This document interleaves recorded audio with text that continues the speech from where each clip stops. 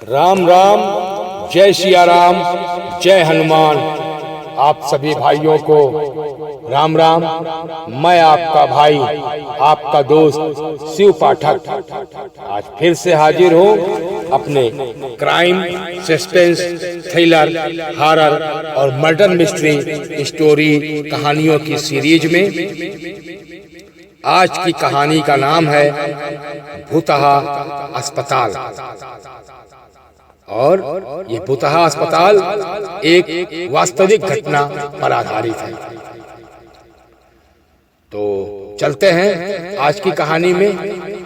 लेकिन हाँ भाइयों, अगर आपने हमारे इस चैनल पर पहली बार आए हैं या हमसे जुड़े हैं तो आपसे रिक्वेस्ट है कि हमारे चैनल को सब्सक्राइब कर लें, बेल आइकन को पुश करके ऑल पर सेलेक्ट कर लें, ताकि आप लोगों को हमारे आने वाले इसी तरह प्रत्येक दिन नए नए horror, mystery, thriller, murder mystery और सस्पेंस कहानियों का नोटिफिकेशन सबसे पहले मिले और आप हमारे साथ जुड़े रहें। और अगर कहानी आपको अच्छी लगेगी तो लाइक, शेयर करके कमेंट जरूर करना। तो चलते हैं आज की कहानी में। आज की कहानी का नाम है भूतहा अस्पताल। यहाँ भूतहा अस्पताल, और ये एक रियल कहानी है, वास्तविक कहानी है। तो चलते हैं कहानी में। आज मैं जो आपको किस्सा बताने जा रहा हूँ वो हमारे कस्बे के भूतहा अस्पताल का है। सारे कस्बे के लोग इस अस्पताल को भूतहा अस्पताल कहते हैं। इस अस्पताल का असली नाम विक्टोरिया हॉस्पिटल है, यानी इसका जो नाम है अस्पताल का वो विक्टोरिया अस्पताल है। और इस अस्पताल को आज से तकरीबन 100 साल पहले अंग्रेजों ने बनवाया था। उस अस्पताल के सामने एक कब्रिस्तान भी है, जो अस्पताल के बनने से पहले से ही वहां पर कब्रिस्तान है, लेकिन उसी के सामने ही अंग्रेजों ने इस हॉस्पिटल को भी बनवाया था और इसका नाम विक्टोरिया हॉस्पिटल।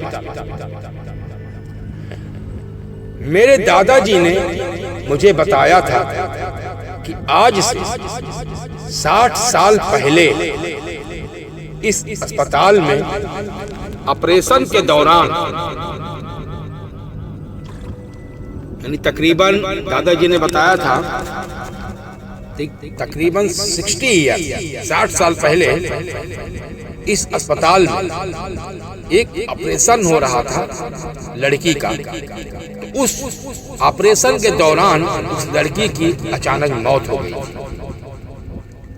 और तभी से उस लड़की की आत्मा इस अस्पताल में भटकती रहती है और रात ढलते ही कोई भी इंसान उस रास्ते से नहीं गुजरता है, क्योंकि कई बार ऐसी घटनाएं सुनने में आई जिससे इस तरीके से लोगों ने उधर जाना बंद किया, क्योंकि उस लड़की की आत्मा राहगीरों को अक्सर परेशान करती रहती है। हालांकि मैं दादाजी की बताई इस पुरानी भूतिया कहानियों में ज्यादा विश्वास नहीं करता। मुझे तो बस ऐसा ही लगता था कि ये भूत प्रेत ये सब जो है बातें एक कहानी है केवल, इसका वास्तविक जीवन से कोई मतलब नहीं है। और ऐसे ही मुझे और लगता था और अपने दोस्तों में ऐसा ही था कि ये सब एक केवल डराने की कहानियां हैं मात्र बस। एक रात मैं अपने दो दोस्तों जिनका नाम अंकित और राजू था, तो एक रात मैं अपने दो दोस्तों अंकित और राजू के साथ रात को बाइक पर घूम रहा था। यानी मैं था, अंकित और राजू, तीनों लोग इस बाइक पर घूम रहे थे। तभी मेरे एक दोस्त ने मुझसे विक्टोरिया अस्पताल वाले रास्ते से चलने को कहा। यानी हम तीनों लोग घूम रहे थे, तो उसी समय एक दोस्त ने कहा कि चलो आज विक्टोरिया अस्पताल वाले रास्ते पर चलते हैं और देखते हैं उधर किधर भूत है। जो लोग कहते हैं कि भूत प्रेत है, तो चलते हैं उधर देखते हैं। हम में से कोई भी ज्यादा भूत प्रेतों पर विश्वास नहीं करते थे। यानी हम तीन लोग थे और तीनों लोगों को भूत प्रेतों पर कोई ज्यादा विश्वास नहीं था। बस ऐसे ही कहानी लगती थी कि ये सब ऐसे ही कहानी है, इसका वास्तविक जीवन से कोई सरोकार नहीं है। तो हमने लोगों ने तय किया कि चलो चलते हैं, ठीक है। हम उस रास्ते पर जाने का पक्का किया, चलो ठीक है आज उस रास्ते पर चलते हैं। उस समय रात के तकरीबन 10 बज चुके थे और हम तीनों ने ये बात अपने परिवार वालों को नहीं बताने का वादा किया कि चलो हम रात के 10 बज चुके हैं और चलो हम लोग चलते हैं उस हॉस्पिटल वाले रोड पर।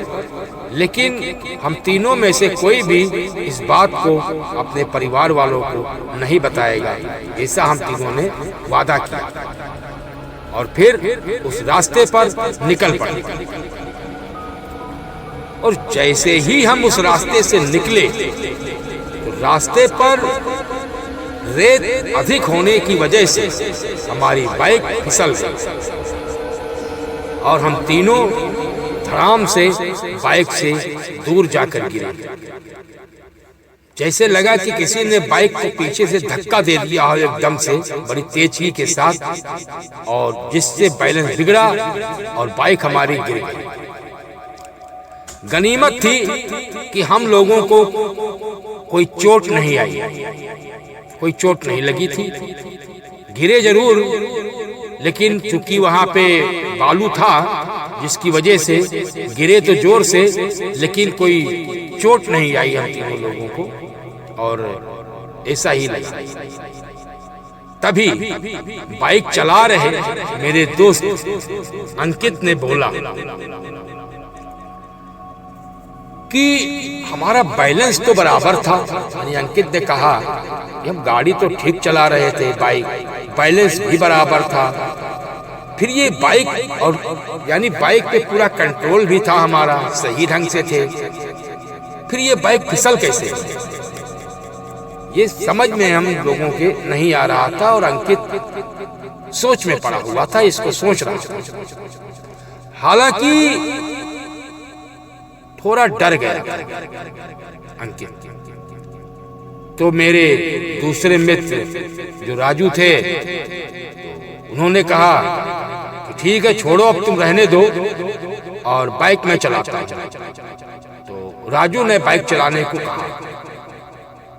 अब अंकित और हम पीछे बैठे, अब राजू बाइक चला रहा था। तकरीबन हम लोग 1 किलोमीटर ही चले होंगे आगे कि तभी अचानक से हमारी गाड़ी का टायर पंचर हो गया। अब पंचर क्या, तो कील वील लगने से नहीं, बल्कि अचानक ही अच्छी भली तरीके के साथ गाड़ी चल रही थी, अचानक एक ब्लास्ट हुआ। बहुत तेज नहीं हुआ, हल्का सा ही हुआ, लेकिन अचानक ब्लास्ट हुआ जिसके कारण टायर फट गया। अब टायर में एयर प्रेशर भी सही था, इतने टाइम से गाड़ी चल रही थी, कहीं ऐसा नहीं था। तो गाड़ी एकदम से मतलब ब्लास्ट हुआ, बहुत जोर से नहीं हुआ लेकिन टायर उसका फट गया अचानक ही। और गाड़ी की स्पीड चूंकि तेज थी और अचानक टायर फटा, और जिसके कारण से गाड़ी की स्पीड तो ज्यादा तेज नहीं थी लेकिन फिर भी स्पीड थी, और हम लोग जल्दी से निकलना चाहते थे उस रास्ते से, तो जिसकी वजह से गाड़ी का बैलेंस अचानक बिगड़ गया टायर फटने की वजह से। और इस बार गाड़ी गिरी और पिछली बार से भी ज्यादा दूर तक उसी रेत में फिसलती चली गई। इस बार हमें कोहनियों और घुटनों पर थोड़ी चोटें आई थी, यानी कुछ घुटने और कोहनी छिल गए थे और हल्की पैरों में भी रगड़ आई थी, पैंट भी घुटनों पर से थोड़ा फट गए थे। तो इस तरह से हुआ था। अंकित फिर से बोला। अब अंकित तो डरा हुआ था पहले से ही, क्योंकि वो गाड़ी चला रहा था पहली बार, और दूसरी बार फिर वही हादसा वैसे ही हुआ। तो इस बार अंकित बहुत डर गया और फिर बोला कि इस जगह में जरूर कोई गड़बड़ है। बोला कि भाई इस जगह जरूर कुछ है, और जैसा लोग कहते थे तो वैसा ही हमें लग रहा है। तो अब हम लोगों को भाई वापस चलना चाहिए, और हम लोग वापस उल्टे चलते हैं। चलो यहाँ से निकलते हैं और वापस उल्टा चल के यहाँ से वापस चलते हैं। लेकिन मैंने और राजू ने उसकी बात नहीं मानी। हम लोगों ने उसकी बात को नहीं सुना, अनसुना कर दिया और बाइक उठाकर पैदल चलना शुरू कर दिया। बाइक चूंकि बस्ट हो गई थी, वो बाइक पंचर थी, इसलिए अब बैठ के चलने का तो प्रश्न ही नहीं रहा। इसलिए वहां से उठे और राजू की बात को अनसुना किया और बाइक को उठाया और पैदल चलना शुरू कर दिया। अभी हम लोग थोड़ी ही दूर चले थे कि अचानक से किसी लड़की के चीखने की आवाजें सुनाई देने लगी। ये भी हम लोग थोड़ी दूर ही चले थे कि अचानक से उस रात के सन्नाटे को चीरती हुई अचानक से दूर से कहीं से लड़की के चीखने की, और वो भी जोर जोर से चीखने की आवाजें सुनाई देने लगी। ठीक उसी समय पूरे वातावरण में जैसे एक स्तब्धता, सन्नाटा गूंज गया, और अचानक से पूरे वातावरण में चमगादड़ों की आवाजें भी सुनाई देने लगी, और लड़की की आवाज लगातार चीखना और चिल्लाना सुनाई दे रहा था। ये सब सुनकर और ये सारे वाकयात को देखकर और चमगादड़ों की चीखने की आवाजों से हम लोग इस विभत्स दृश्य को देखकर भयभीत हो गए और अचानक से रुक गए। और तभी अंकित बोला, यार तुम लोगों को चीखने की आवाजें सुनाई दी क्या? हमने उसकी बातों को अनसुना कर कहा कि कोई जानवर की आवाज होगी, क्योंकि चमगादड़ों की आवाज पूरे वातावरण में फैल रही थी और सन्नाटे को चीर रही थी। तो हमने कहा कि ये कोई जानवर की ही आवाज है, चलो हम लोग चलते हैं। अभी 5 मिनट चलने के बाद, 5 मिनट हम लोग चले थे और अभी 5 मिनट चलने के बाद फिर वही चीख फिर से सुनाई दी। यानी हम लोग 5 मिनट चले थे आगे कि फिर वास्तव में हम लोगों को वैसे ही चीख फिर सुनाई देने लगी। और इस बार तो हम दोनों को भी थोड़ा डर लगने लगा। यानी हम लोग 5 मिनट चले और वातावरण में वैसे ही चीखने की आवाजें, चमगादड़ों की चीखने की आवाजें विभत्स, उसी तरीके से सारे माहौल को एकदम विभत्स और डरावना किए हुए, तो और उस लड़की के चीखने की आवाजें फिर से जोर जोर से सुनाई देने लगी। इस बार तो हम दोनों को भी बहुत डर लगने लगा। अब हम तीनों ने वापस चलने के बारे में सोचा। हम तीनों लोगों ने ऐसे ही सोचा इतने डर से, चलो अब वापस चलते हैं। लेकिन हम रास्ते के बीच में आ गए थे। अब सोचा ये कि पीछे चलने में तकरीबन हमें लोगों को 3 किलोमीटर चलना होगा, और अगर लगातार आगे चलते हैं तो आगे चलने में 2 किलोमीटर और बाकी थे रोड मिलने में, यानी मेन रोड पहुंचने में।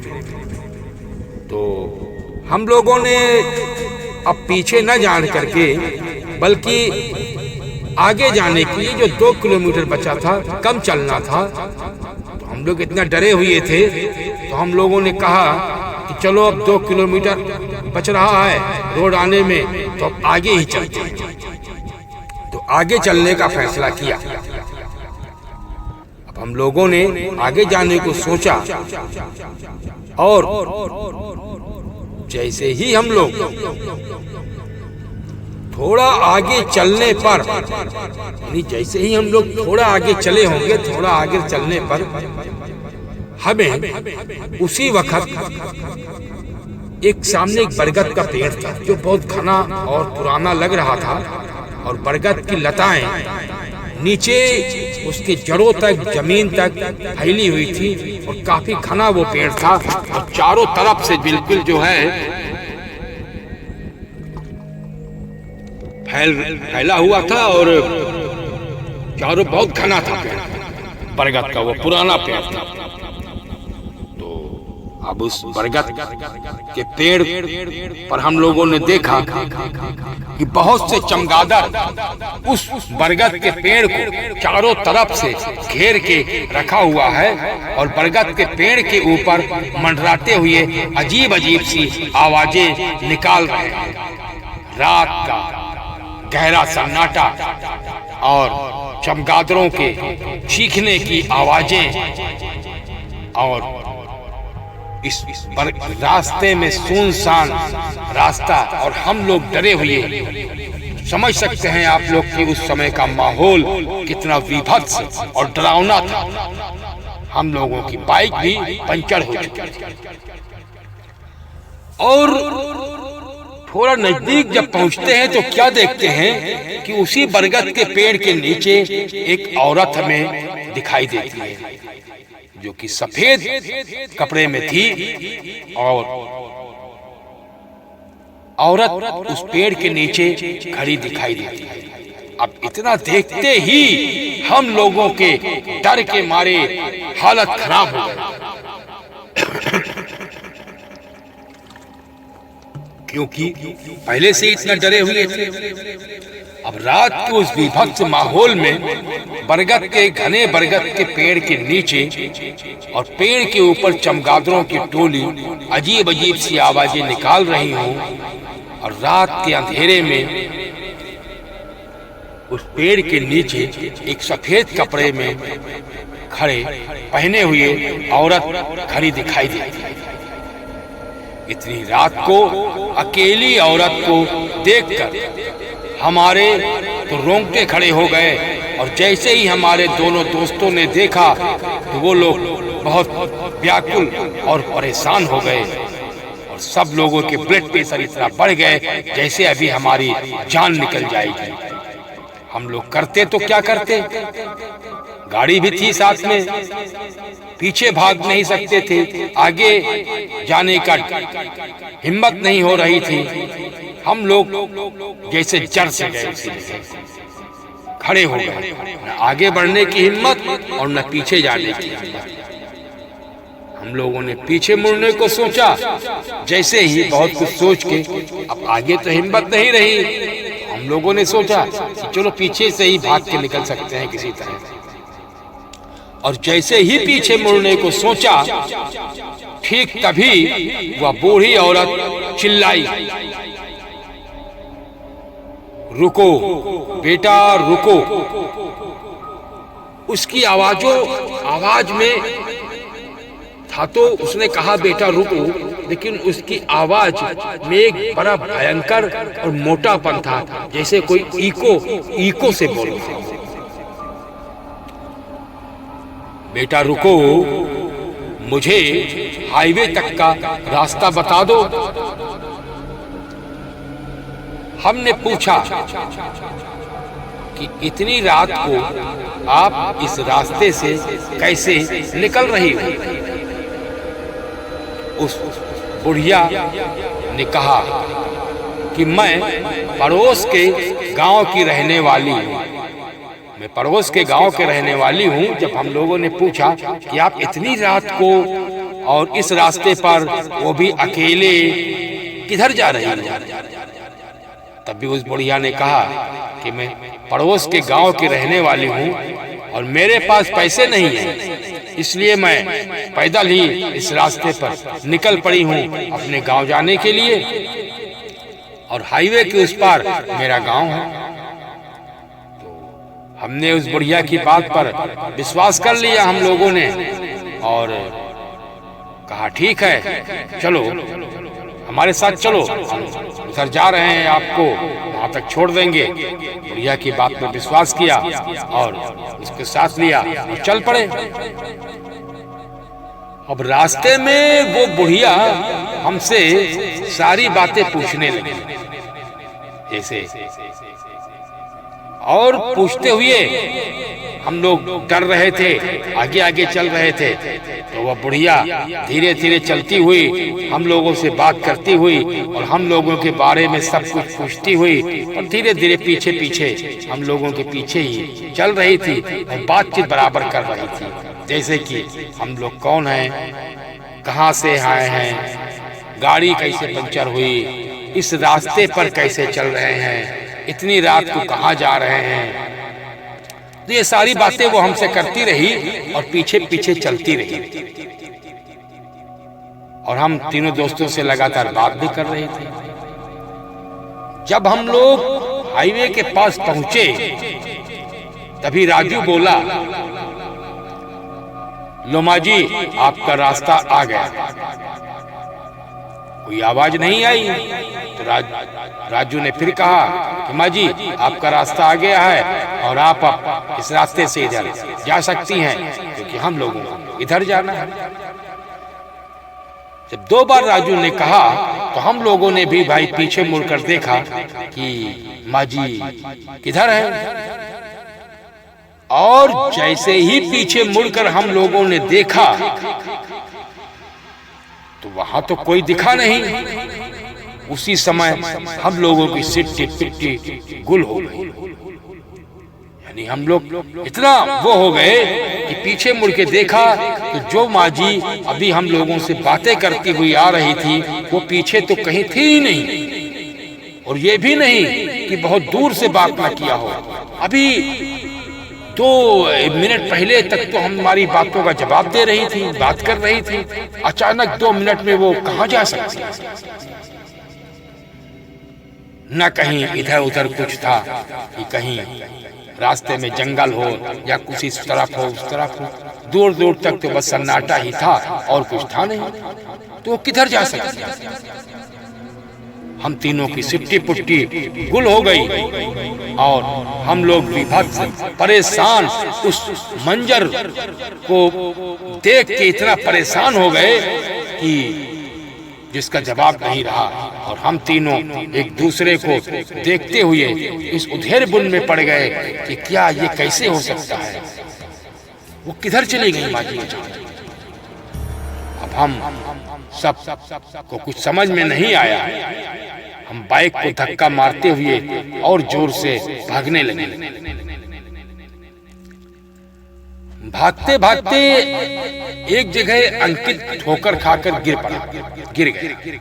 यानी हम लोग भाग रहे थे, डर रहे थे और डरे हुए डरावने माहौल में और अपने आप पर नियंत्रण होते जा रहे थे। बस सिर्फ जल्दी से भागना ही नजर आ रहा था, इतना डर गया। भागते भागते कि अंधेरा था, रात का समय था ही, भागते हुए अंकित ठोकर खाकर गिर गया। और तभी उसी समय हम लोगों को फिर से जोर जोर से चीखने की आवाजें सुनाई देने लगी। जोर जोर से चीखने की, चिल्लाने की, फिर से वही विभत्स आवाजें सुनाई देने लगी। अब हम लोगों ने बाइक को वहीं पटक कर और अंकित को साथ लेकर वहां से दौड़ लगा के भागने लगे। अब वहां से भागते भागते हम लोग पीछे मुड़कर भी नहीं देखा और वहां से इतनी तेज भागे कि रास्ते में हम लोग 2-3 बार ठोकर लगी, गिरे, उठे, लेकिन न ये देखने का सुध रहा कि हम लोगों को चोट कहाँ लगी है और पीछे कितनी दूर से भाग रहे हैं और बाइक हमने कहाँ पे फेंकी है। बिना कुछ देखे बस सिर्फ एक चीज, भागते रहे और वो चीखें हम लोगों को निरंतर सुनाई रही थी। लेकिन हाँ, हम लोग तेजी के साथ जो भाग रहे थे उसी के साथ चीखों की आवाजें भी थोड़ी थोड़ी सी हल्की होने लगी थी। और भागते भागते अंकित को साथ लेकर दौड़ने लगे थे। हम लोग तीनों लोग भाग रहे थे और अस्पताल के पास कब्रिस्तान तक पहुंच गए थे। यानी हम लोग भागते भागते उस अस्पताल के पास जो कब्रिस्तान था वहां तक पहुंच चुके थे। अब ये सब घटित होते होते तकरीबन रात के 2 बज गए थे, 2 बजने वाले थे। इतना फंसे हुए थे, वो रास्ता बहुत दूर नहीं था, 3 किलोमीटर 4 किलोमीटर वो रास्ता, लेकिन 3-4 घंटों से ज्यादा लग गया था हम लोग। और ये सब घटित होते रात के तकरीबन 2 बज चुके थे। हम सब लोग पसीने से तरबतर हो गए थे और जैसे ही कब्रिस्तान पार किया, कब्रिस्तान पार करके के बाद वहां पर हम लोगों को किनारे रोड की एक छोटी सी मंदिर दिखी।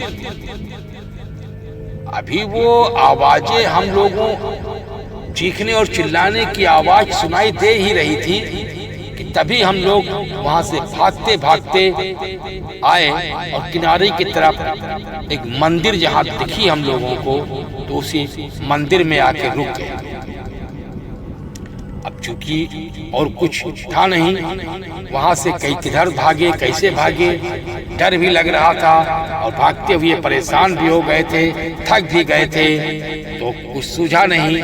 और वो लगातार आवाज हम लोगों को सुनाई दे रही थी और हम लोग जिधर भाग रहे थे तो वह चमगादड़ों का घेरा भी ठीक हम लोगों से के ऊपर आसमान पर एक साथ कई चमगादड़ जिधर हम लोग जा रहे थे उसी तरफ वो लोग भी चले आ रहे थे और वो चीखने की आवाजें भी सुनाई देती जा रही थी।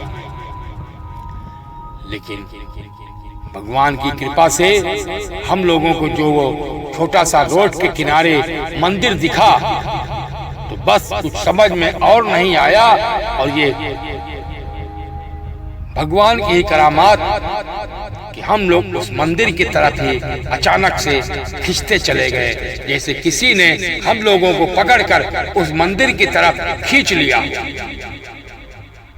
जब मंदिर के गेट पर पहुंचे, अचानक ही गेट को खोलकर और अंदर प्रवेश कर आंगन में तो ठीक सामने देखा कि मंदिर में साक्षात बालाजी महाराज पवन पुत्र हनुमान जी की एक मूर्ति बनी हुई है और उस मूर्ति के नीचे धूप और दिया जल रहा है और वो मूर्ति बिल्कुल जैसे हम लोगों को साक्षात दिखे कि हनुमान जी वहां पर बैठे हुए हैं। अनायास ही हम लोगों के सर उस बालाजी महाराज के चरणों में झुक गए और हम लोग साष्टांग दंडवत प्रणाम करने लगे। अब चूंकि उस मंदिर में रुक गए जो कब्रिस्तान के पास था, क्योंकि अब हम लोग वहीं पे रात गुजारने की सोची और वहीं पर ही रुक गए और बैठे रहे और भगवान की ही उस हनुमान जी की प्रार्थना करने लगे, क्योंकि वहां पर हम लोगों को अचानक ही एक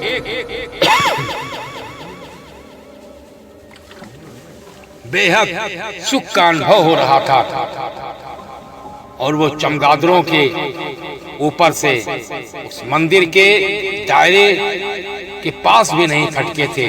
चमगादड़ वहीं से ही दूर होकर चले गए थे और वो चीखने की आवाज उस औरत की वो भी नहीं सुनाई पड़ रही थी, वो भी गायब हो गई थी और उस मंदिर के अंदर का माहौल एकदम रमणीय और सौरभ मतलब शोभायमान था और चारों तरफ उस धूप की सुगंध फैल रही थी और उस मंदिर के चारों तरफ आसमान पर एकदम साफ था, मतलब मंदिर पर किसी भी तरीके का कुछ ऐसा विभत्सपन नहीं महसूस हो रहा था और बहुत ही शांत और सुंदर सुरेमन वातावरण लग रहा था।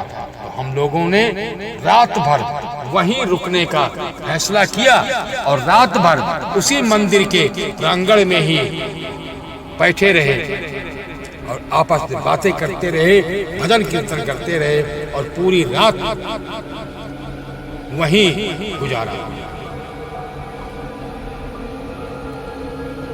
और अब चूंकि बाइक तो हम लोगों ने रास्ते में फेंक दिया था, तभी भगे थे। अब रात में घर भी जाते तो कैसे? अगर मान लीजिए किसी तरह रात में घर जाते भी तो डर एक तो लग रहा था हम लोगों को, दूसरा बाइक वहां रास्ते में पड़ी हुई थी। तो कुल मिला के हम लोग मंदिर में ही रहे और जब सुबह हुआ, जैसे ही सूरज की पहली किरण निकली, सुबह होते ही हम तीनों लोग उस मंदिर में बालाजी महाराज को प्रणाम करके वहां से निकले, क्योंकि चिंता थी उस बाइक की। जैसे ही सुबह हुआ और किरणें जैसे ही आसमान से धरती को छूने लगी, बादलों में लाल सूरज के दर्शन हुए, उसी समय हम लोग वहां से निकलकर और उसी रास्ते पर वापस लौटे जिधर बाइक छोड़ के आए थे। गए वहां पे बाइक वैसे ही हम लोगों को पड़ी हुई मिली।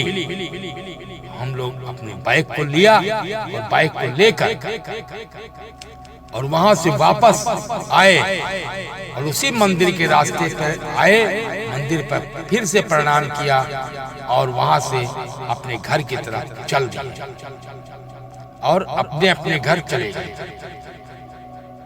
जब घर वालों ने पूछा कि रात भर कहाँ थे तुम लोग, कितना परेशान हुए, फोन भी नहीं किया, थे कहाँ रात भर, तो हम लोगों ने वही बाइक के अचानक ही इस तरह से पंचर होने को बताया। तो अब आने का वो नहीं था, तो हम लोगों ने कहा कि अपने दोस्त के घर गए थे, तो बाइक के अचानक पंचर हो जाने की वजह से हम लोग अपने उसी दोस्त के यहाँ रुक गए और रुक जाने के कारण उसी दोस्त के पास रुक गए और नेटवर्क न मिलने के कारण आप लोगों को कॉल भी नहीं कर पाए। इसीलिए सुबह होते होते ही जल्दी से भाग के चले आए हैं घर पर। तो ऐसा ही घर वालों को हम लोगों ने बहाना बना दिया, बता दिया। और तभी से उस रात के बाद से हम उस रास्ते से कभी नहीं, यानी उस रास्ते पर जाना और डर न लगना और इस तरीके से बात को करना, वो तो भूल ही गए। उस रास्ते से भी कभी नहीं गए हम लोग, न रात में तो छोड़ो, दिन में भी नहीं जाते थे। उस रास्ते पर जाना ही बंद कर दिया। मुझे आज भी सपनों में जब मैं कभी सोता हूँ, इस दिमाग पे इतना प्रेशर आ गया कि आज भी जब मैं सोता हूँ तो सपनों में वह भूतिया बुढ़िया और उसके चीखने की आवाजें और वो चमगादड़ों के चरमराने और घूमने और वो बीभत्स दृश्य हमेशा ही हमें सपने में दिखते रहते हैं और वो चीखने की आवाजें आती रहती हैं और उस वक्त हम परेशान होके उठ जाते हैं और बहुत परेशान हो जाते हैं, शरीर पसीने से तरबतर हो जाता है। उस बीभत्स याद को हम खत्म करना भूलना चाहते हैं, लेकिन फिर भी वो कभी न कभी हम लोगों को परेशान कर देती है। इसी स्थिति और वो ऐसा समय जिसे हम भूलना चाहते हैं फिर भी भूल नहीं पा रहे हैं, कभी कभी वो हम लोगों को परेशान करती ही रहती है। तो ऐसा ही, और तभी से हम लोग उस रास्ते पर जाना बंद कर दिए, कभी नहीं गए आज तक। तो इस तरीके से ये कहानी समाप्त हुई। भूतहा अस्पताल इस कहानी का नाम था जो समाप्त हुआ। और आप लोगों को ये कहानी कैसी लगी, अपने राय आप कमेंट करके जरूर बताएं। अगर कहानी अच्छी लगी हो तो प्लीज चैनल को लाइक करके इस कहानी को शेयर कर दें। और अगर इच्छा कहे आपकी तो आप इस चैनल को सब्सक्राइब कर लें ताकि आप भी हमारे इस परिवार का हिस्सा बने और इसी तरीके से प्रत्येक दिन आने वाली crime, suspense, thriller, murder, mystery और हॉन्टेड हॉरर कहानियों की सीरीज में प्रत्येक दिन एक नई कहानी आप लोगों को मिलती रहे और उसका नोटिफिकेशन सबसे पहले आप लोगों को मिले। इसी के साथ अब मैं शिव पाठक आप लोगों से विदा चाहूंगा और मिलते हैं कल फिर एक नई कहानी में। तब तक के लिए आप सभी लोगों को राम राम, जय सिया राम, जय हनुमान, जय बालाजी महाराज।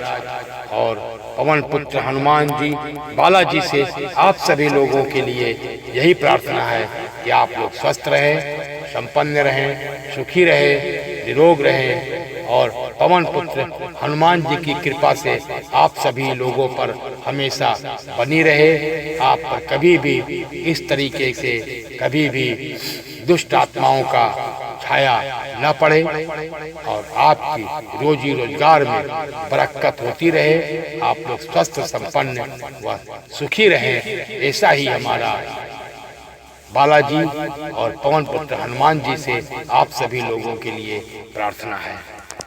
बाकी आप सभी लोगों को राम राम, जय सिया राम, जय हनुमान, जय श्री राम, जय श्री।